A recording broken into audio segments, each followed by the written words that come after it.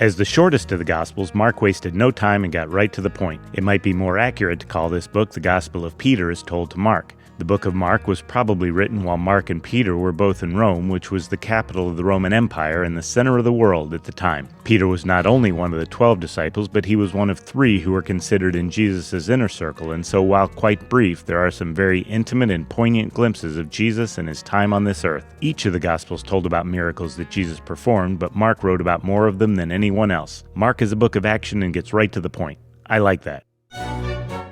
Mark begins with the ministry of Jesus and charges forward at full speed. Jesus gets baptized by John the Baptist, is tempted by Satan for 40 days in the desert, starts choosing his disciples, and jumps right into teaching, preaching, healing, and driving out demons. Jesus taught about temptations, money, marriage, divorce, serving others, and purity. The religious leaders were expecting the promised Messiah to come in as a king, riding in on a fiery steed, to send the dreaded Romans packing back to Italy with them as his courtiers, and instead they got this meek, gentle carpenter's son, although he did perform a lot of miracles. He didn't just heal some sick people, he cured leprosy, healed the blind and deaf, made the lame walk, calmed some storms, walked on water, drove out demons, and even raised some people from the dead, and that was just the beginning. The religious leaders tried to corner Jesus by asking him some difficult questions, but it was 1, 2, 3 strikes you're out as he put them all in their places with his questions. He used parables, which are earthly stories with heavenly meanings, to teach lessons about the kingdom of God, spreading the good news, faith, and even once to accuse the religious leaders of his death, which hadn't happened yet, and they knew it. He ate the Last Supper with his disciples and apparently Da Vinci just before he was betrayed, taken away, tried a few times, tortured, and killed on a cross. 3 days later, Jesus rose from the dead, told his disciples to go spread the word throughout the world, then he was taken up into heaven. That was quick.